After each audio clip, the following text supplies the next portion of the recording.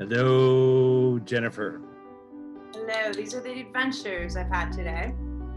Yes, you've been in the clouds for at least half an hour. So frustrating. All right. To shift gears just a little bit for people tuning in for the first time, maybe, who knows, perhaps. Hello, everyone. Jennifer and I met some time ago. And we've been working together for how many years? 27, 5, I don't know, 6, something like that. And somewhere along the line, her dad had passed away. And so one day we were talking about him, and Jennifer naturally got choked up and she couldn't talk. And I was thinking to myself, okay, well, this is unusual. Here's somebody that, she's so good at talking to the flip side, talking to people on the other side. But when it came to her dad, it was like so emotional. Yeah. So weird guy that I am, I said, can your dad come forward and answer some questions? And I remember very specifically because you said, yeah, he's here. And I said, so how do we help people with grief? What's a way that we can help people with the loss of a loved one? Because from his perspective, I would think he might know. And so his answer was, try to move grief to nostalgia. And I asked Jennifer, what's that mean? And she said, I don't know. And so I said, like I always do, well, ask him. He's here. Ask him. And he said to her, grief is only sad memories. Nostalgia is both sad and happy memories. And when you can move grief to nostalgia, you begin the healing process. Since that very wise and sage comment, I've mentioned it maybe 100 times.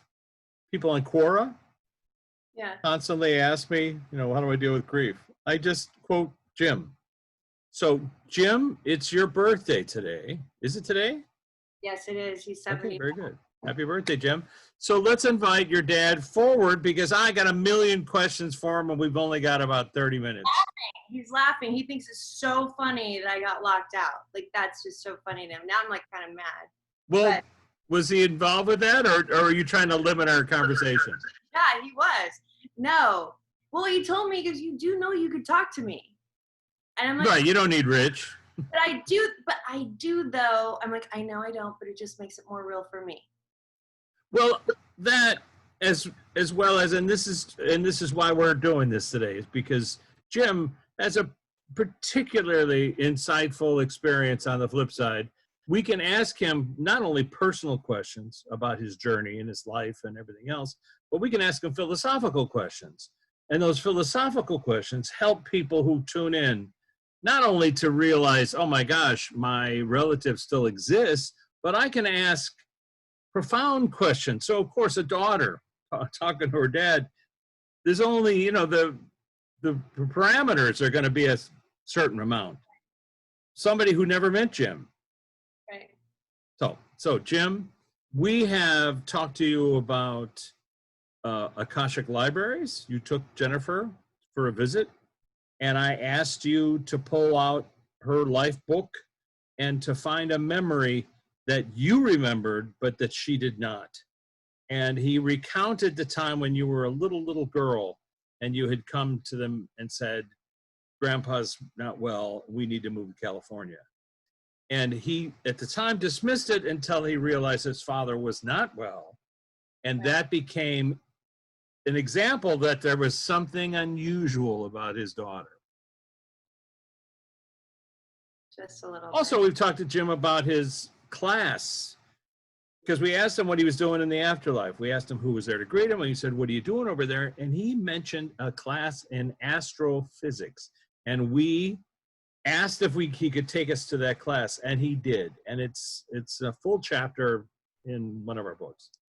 But Jim, so where would you like to take us today? Do you want to go visit the library? Do you want to go visit the classroom? One of the things. While you texted me and said, my dad's available, I was writing something about the religion that he belonged to a friend of mine. So I thought, well, that's a little coincidental. So Jim, that's the third area. Do you want us to talk about that religion? Is that related? He says kind of, but he actually showed me the 75 years. I'm like, so your life review? He said, yeah. So All right, let's I'm talk about that. like, you want to go for a life review with me? And he said, yes. Okay. And does he mean his life review or yours? Both of us. So yeah, my life with him. So in terms of when you, let's go back to the planning, the life planning session. Jim, Okay. because that helps us give context. Everyone, people that talk about putting a whole map on the floor, like on there, just saying, and he said I was bossy then. Like, I'm gonna do this. You need to help me with this. Oh, so give us a visual. Listen, just for people who are tuning in for the first time, everybody has a life planning session prior to coming here. Not everything that they plan happens because we have free will to screw things up. However, the general hallmarks of a lifetime are planned in advance. Who you're going to marry, who your kids are going to be, et cetera, et cetera. So we're now going to access Jennifer's life planning session. So where are we? We inside or outside? We're in and out. So it's like it's like what we've seen with like a huge library, but we created it ourselves. So the Akashic Library. Mm-hmm. And he's like, you would take each lifetime, I'm taking out a books of like, what did I not accomplish? Right. He used the word accomplish. What did I not accomplish? What do I want to accomplish? What do I want to accomplish? And then I wanted to accomplish not getting burned at the stake. Okay. Or burning, whatever. Or dunking people, which we've heard. Oh, you have to remind me of that. Can you just stop reminding me of that? Okay. I wasn't going to be a pilot this time either. But I was going to be obsessed with pilots, apparently, and flying. Literally obsessed about flying. Since I was little, I had to be on a plane. So for people who don't understand that, Jennifer and I have talked about this, about a memory of her being a pilot in a previous lifetime during a war.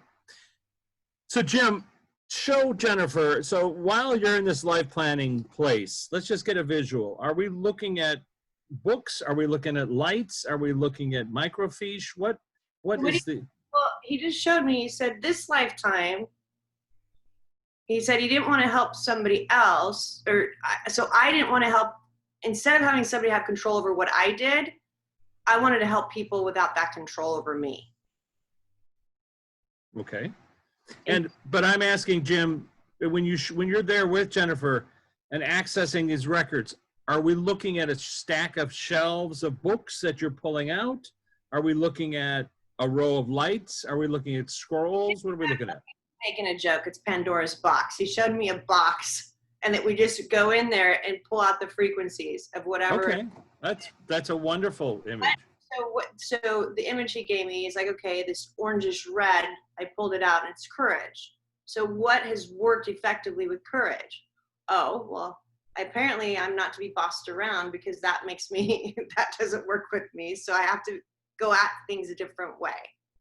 Jim, let me ask you this word courage. Let's just focus on this for a second. This quality of courage. In the research I've been doing, talking to people in councils and architecture of the afterlife, I ask, what quality did you earn to get on this council or this board? And they'll say like one word, like courage. So just the frequency of courage. So when you access that, when you go in and pull that out, are you accessing all the lifetimes she's had where she's had courage, or one in particular? All of them. All of them. What has been the courage throughout each lifetime? And so I'm like, and I guess this lifetime has a lot to do with having courage to do what I'm doing. So let me ask you this, Jim, from your perspective, you're at her life planning session. Are you seeing, I mean, you're outside of time, but is this Jennifer as we see her now? You see her as a little girl? You see her as who you knew her in a lifetime previously. What's her energy? I mean, is it just light? How does Jennifer present herself to you in that session? He just showed me my eyes. Like my dad and I had the same eye coloring. Like it just those lights or whatever hold on. Well, the frequency or energy The frequency or energy. of Through- that light. I'm Through my, just clarifying. so the eyes of the soul, I guess, is what. Very good. I understand that. So he's giving you a metaphor. Not so much he's looking at a pair of eyeballs floating around. Oh, there's Jennifer. It's the frequency and a portion of that. It's just a question to sort of give people context. So in this memory of who's going to play roles in Jennifer's life, who's in there? Who's there? Am I there? Is your husband there? Are your children there? Like I was there first. He showed me my son and my daughter. He showed me my mom, my sisters, my brother, Brian. He showed me, yeah, all of my family members played a role. And,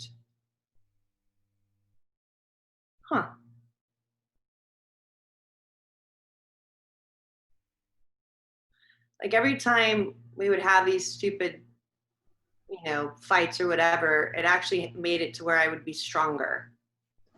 So everybody Boosting your strength. played a role in that, even though that's so interesting. Let me ask you that, Jim. Can I ask you, is there any event that people said, oh, I want to participate in that, or I want to do that hasn't come to fruition because of free will? Like people agreed that Jennifer would be, like she had a plan to go this way, but the plan veered, or a person didn't show up. It's just weird. I just got an alert that Lisa Marie Presley's son, Benjamin, died. And we were talking about her just 2 days ago, 3 days ago. I'm sorry to hear that. Interesting. Sorry about that. I don't That's know. all right. But certainly Elvis, he wants to step in. He can. He's part of our class. He's always standing in the wings. I mean, That's Elvis. We'll do that on Thursday, he said. We'll do it on Thursday. Very good. I'm sorry to hear that for the family and everybody. But this is for Jim's birthday, so let's focus on a cake and candles for Jim. He went for a morning beach run this morning. With you?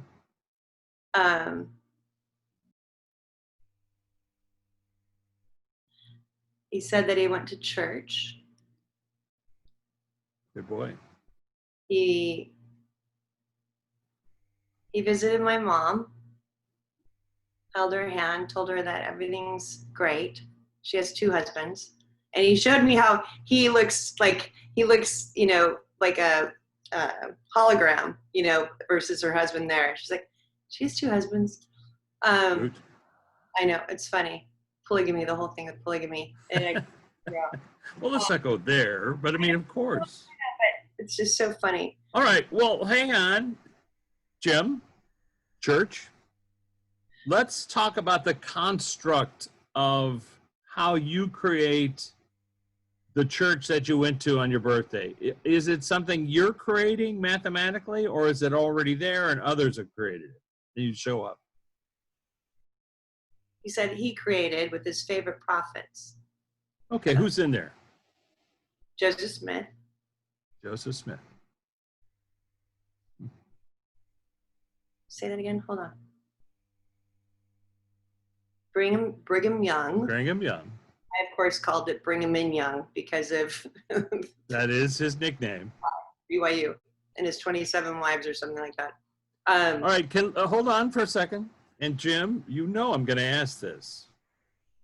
He says it's his birthday. It's his birthday, and he doesn't have to answer. Okay. But okay. he knows I'm not going to ask the question that would disturb anybody listening to this. I'm not going to frame it that way. But, Jim, you know what I'm going to ask you about the relationship between Brigham Young and Joseph Smith. Am I accurate in my assessment of what their relationship was? Because I was literally just writing about it when you texted me. There's a profound love. That's not answering the question, Jim. It is. Okay, there's a profound love. I accept that. But was there a profound love when they were both on the planet? Yes. And is it accurate the way Joseph Smith left the planet and Brigham Young's involvement in that? Is that accurate? Profound love. And then he showed me, because this has all been orchestrated, he showed me that Brigham Young that they planned that before. Yes. The exit, and I won't get into what it was. Yes. Okay, and so their relationship, and I'm exceeding the point, based on love. They showed up on the planet together based on love. They rode into the sunset together based on love. Mm-hmm. But the events that precipitated, let's say, less than love things that happened on the planet were also based on love. Is that what you're saying? Correct. It's all love. Okay. I promise I wouldn't go down the path, but I know you can't help yourself, and I want to know Dad about personal things. Okay, but how weird is it that I was literally typing this story to somebody who's a friend of Bill Paxton's and Big Love, and I was saying, check this story out, and your dad pops in and says, come on, let's have a conversation. All right, so back to you, sir. It's your birthday. You were in church today on your birthday. Your favorite people were there. Was there anybody there who's not of that faith, who just showed up to hang out? His teacher. His teacher. His all the arms, that teacher. Or something. All right, let's talk to her for a second. People don't know what we're talking about, but this teacher is an astrophysicist, correct? Yeah, she teaches that class. However, in Hindu literature, she's known as a person named Ma, mother, Durga, D-U-R-G-A. She has how many arms? 8. 8 arms. And can we ask you some questions, Ma? Yes. So what were you doing at Jim's church today, hanging out at his birthday? It's a frequency when he's at church.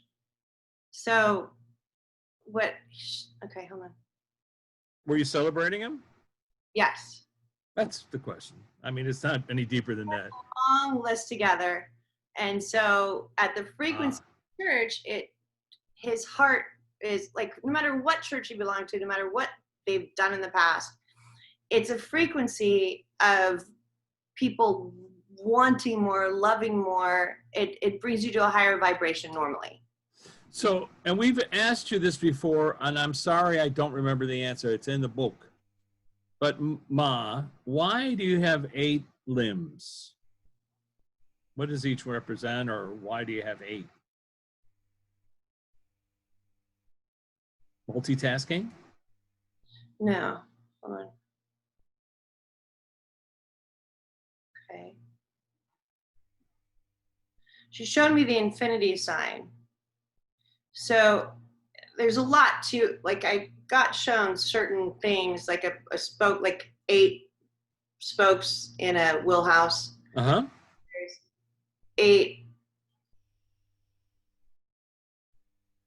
Does each represent a quality of human intelligence? Correct. Something like that. Something that I'm not, so I'm like, what, 7 continents, you just have 1 extra, like, what? Well, I think she told us this, if I recall, but it was each one represents a quality of, it might be courage, it might be wisdom, it might be insight. But in her case, how did you become an astrophysicist? How did you become the teacher of this class, which we visited in deep space? Said God. So the energy of God. The energy of God. Meaning we're all, let's just allow this for a second.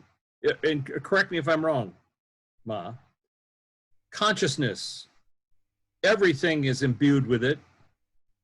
So therefore, everything is God. God is the accumulation of all the consciousness on the everywhere throughout the universe, but also connected to the heart. It's not just the physical manifestation, but it's the intention or the heart aspect of it. Is that correct? Yes. Would you like to expand on that? Jim, Jim wants to talk. Hold on. Go ahead, please. We could spend 2 hours on it later. I know. We don't have that much time. I just like to get right into the nut. I know. This is my time. Ah, Okay. So what I want to ask my dad, if you don't okay. mind, Sorry. I go back from the beginning when he showed me the life review. He wants to take me through it like he did meeting up. Like he took my hand and we started flying. That's the way that I'm seeing it. Uh-huh. Showing me from the time that he saw me in the hospital. I can even smell like the step that they rubbing alcohol. Ugh. And how much he said, he goes, that changed. He goes, it changed when I got married. It changed with my older brother. And he goes, but then I felt like, he said he knew he had to get either not his life in order or anything like that, but he just knew that he wanted more kids. He wanted to do more. And then he's showing me at that moment where I see myself all the time as that little girl that he said I would tell him things all the time. That there was no way I could have known or understood. Yeah.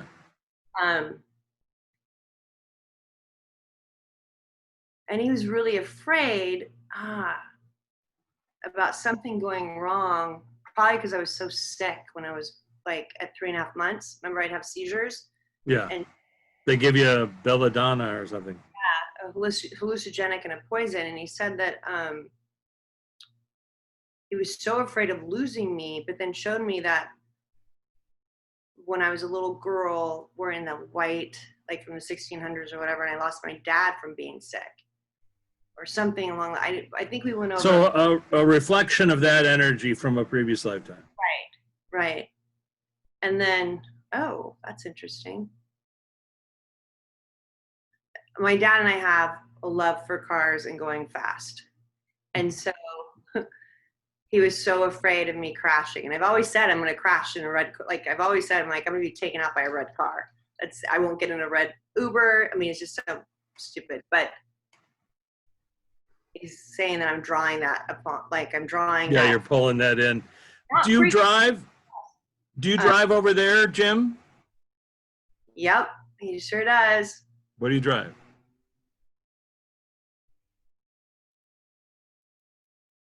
$1955.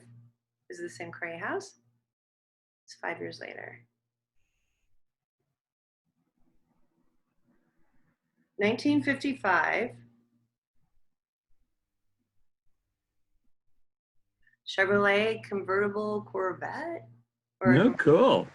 I know that he owned a, what was it, like 66 Corvette, red? He didn't. It was much earlier than that, I think. Oh, like 50, 57, 57, something like that. Because I remember seeing a photo, or I sent you a photograph because we were talking about his car. We went for a museum, or we saw the same museum. You went to a museum. Yeah, I went to that museum, whatever that is. But so Jim, tell us about that. So you construct a car, you drive the car. Do you maintain the car? How does that work? I construct the car based upon my knowledge here. And how fast do you go, like the speed that a Corvette could go, or do you go like supersonic? It depends. He showed me like having the Corvette that doesn't need, like having it be whatever, like my Tesla or whatever. Electric, yeah, and no gas. No gas. So he's making fun of it, but he loves recreating the smell of the gas, like going fast. Interesting. I've heard that.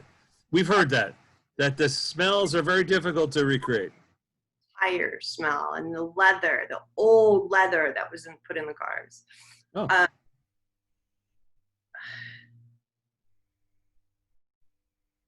hold on. Oh, you picked the perfect queen, my mom. And he visits all of us, he says. Okay, hold on.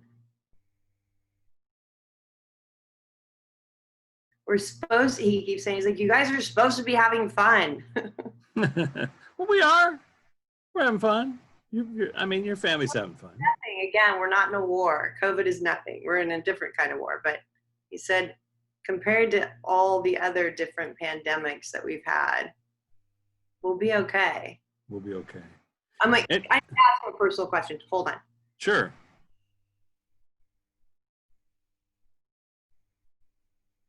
Okay.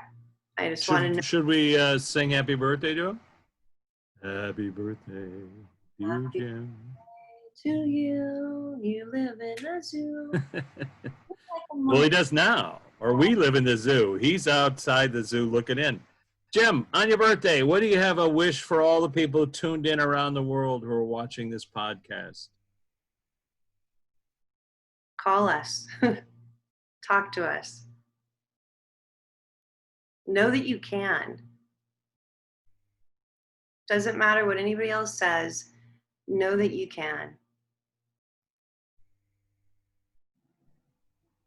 And know that we're here for you. And he says, all of us, we're all here for you. He's like, we don't have anything else to do. Jim? He's kidding about that. But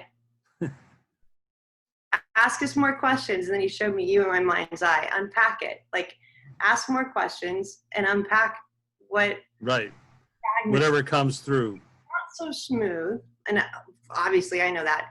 It comes in these fragments and it comes in these little pieces of time, right? Well, if you're a fan of puzzles, they come in little puzzle pieces. And if you set them aside, it's not a puzzle. It's just a bunch of pieces in a box. But if you lay them out on a table, you start to realize that something that was said today, yesterday, a month ago, a year ago, fits into this puzzle. Like our conversations with Jim, you know, because this is such an unusual construct, me and you talking in cyberspace. I remember everything Jim says to us. You know, I remember what his references are and what he talks about, you know, these kind, because I didn't meet him, you know, and so it's unique to me, you know, right. to and have. It's so funny because when I got locked out, he showed me a pen. And the place that actually had a pen in front of its office is the only place that has is the person that was actually there on a Sunday. So it was just funny. He showed me a pen, but I'm like, what, the pen? I was trying to, like, does a pen? Get in the door. So Jennifer's referring to the fact that she was locked out of her office, had to go on the balcony to get in. And so what was interesting is he showed me the pen. I'm like, what, I'm going to write myself out of here? I'm like, all my steps in there. I'm like, do I jump off the roof and like come through? Like, you know, and he showed me a pen, but then he showed me in hindsight, I got so frustrated that I couldn't think. The pen was because the only office that has like a little area where the pen is the door that is the one that opened up the door for me. Right. I'm like, wait. So that's important to hear, which is you get messages, we judge them and we dismiss them. I took the pen apart, thinking there was a door. But the idea of don't judge, right? Just let the image come forward, write it down, think about it, meditate, which is measuring. Settle down. Settle down, and think about what it could possibly mean, and just allow that it could mean something else. Yeah. That was funny. Way to go, Dad. Okay, very good. What was also funny is the guy that opened up the door.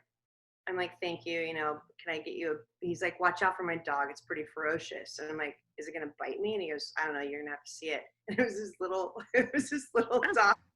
And it was so, I'm like, oh yeah, of course. Because I told you, you know, kind of thing. It was just funny. The thing was kind of funny.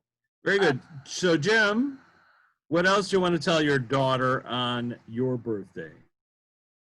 Oh, he can't wait to watch the sunset. I'm making a point to go down to the water to watch the sunset. I wanted Very to good. honor.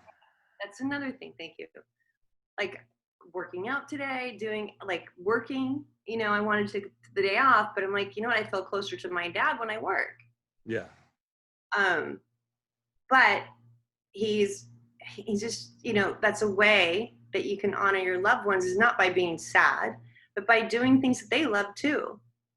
And we've heard this consistently, and Jim, weigh in, which is when you talk about your loved ones in present tense, when you're at a party where all the relatives are there and you toast them in present tense, here's to Jim. You know, I hope you're having fun and enjoying the thing. They can connect with that, and they do their best to let you know an answer to whatever your question is, put themselves in a dream. I mean, what's the best way for someone to reach out to a loved one? A picture, like you've said. So take a photograph of your loved one in a happy, hopefully a happy picture, Yeah. and recreate it in your mind's eye, and then play the game. Ask them to play the game with you, which is the game is to create them in front of you. Hold their hands, ask them questions. When you hear, Or hold on to something of theirs. hold on to something, but in your mind's eye, think about holding on to their hands, because then you can feel that. You know what that is. You know what the sound of their voice is. Ask them questions you don't know the answer to. And when you hear an answer before you ask the question, you'll know you've made a connection. Right.